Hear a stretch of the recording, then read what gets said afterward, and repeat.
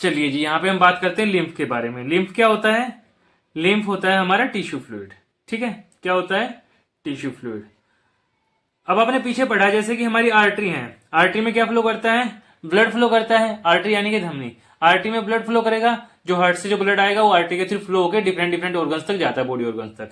ठीक है, ये ब्लड आया आर्टरीज में से, ये पहुंच गया एक ऑर्गन्स तक। ठीक है, ऑर्गन तक ब्लड पहुंचने के बाद आर्टरी क्या होती है? आर्टरी फर्दर डिवाइड हो जाती है।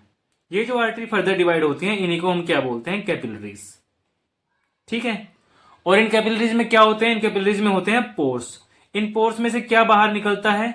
इन पोर्स में से बाहर निकलता है ब्लड का प्लाज्मा, ब्लड का प्लाज्मा, प्रोटीन और ब्लड सेल्स।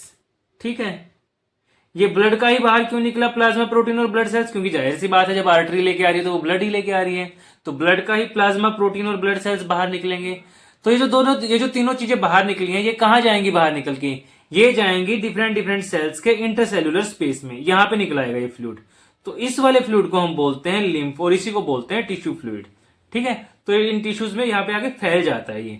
ठीक है, दिस इज लिम्फ और टिश्यू फ्लूइड। ठीक है, ओके जी। इसमें सारा का सारा वही है जो मैंने अभी अभी आपको समझाया है, चलो फिर भी पढ़ लेते हैं। There is another type of fluid also involved in transportation, this is called lymph और टिश्यू फ्लूइड। ठीक है जी, okay. Through the pores present in the walls of the capillaries some amount of plasma, protein and blood cells escape into the intercellular space. ये वही है जो मैंने आपको बता रखा है। कैपिलरीज के बारे में बता देता हूं थोड़ा सा। ये वन सेल थिक होती है। वन सेल थिक यानी कि इन शॉर्ट अगर मैं आपको बताऊं ना, ये जो आपका एक बाल होता है ना, बाल के 1/6 पार्ट जितनी पतली होती है एक कैपिलरी, 1/6 पार्ट जितनी पतली। अब सोच के देखो कितनी पतली होती होगी कैपिलरी। एक कैपिलरी को ना आप कहीं भी एडजस्ट कर सकते हो, और कैपिलरी के थ्रू ना कहीं से कुछ भी एक्सचेंज किया जा सकता है बहुत आराम से, क्योंकि पतली इतनी होती है यार। आर्टरीज तो ऑर्गन तक जा पाती है, सेल तक आर्टरी जा भी नहीं पाती। तभी कैपिलरी जो है हमारी वो अब जो आर्टरीज है हमारी वो तो ऑर्गन तक जाती है, सेल तक तो कैपिलरीज को ही जाना पड़ता है ना, क्योंकि कैपिलरी पतली बहुत होती है। ठीक है, तो पतले होने के बहुत फायदे हैं, कम हाइट के भी बहुत फायदे हैं, कहीं भी एडजस्ट हो जाते हो, लेकिन ज्यादा हाइट के भी फायदे हैं, है ना। तो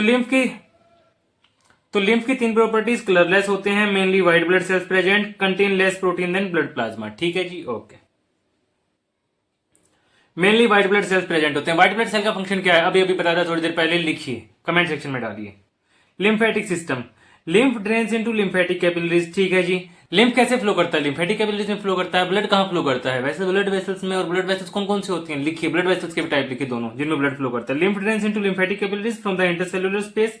वो जो इंटरसेल्युलर स्पेस में लिम्फ आया ना, वो लिम्फेटिक कैपिलरीज में चला जाएगा, वहीं जाएगा यार। और कैसे ट्रांसपोर्ट होगा? ये सीधी सी बात है। ओपन इनटू लार्ज वेन्स, और ये लास्ट में जाके लार्ज वेन में ओपन हो जाता है। ठीक है, छोटी छोटी बहुत सारी कैपिलरी जुड़ेंगे और लास्ट में लार्ज वेन में ओपन हो जाएगा। ठीक है, फंक्शन, लिम्फ का फंक्शन क्या है वो जानते हैं।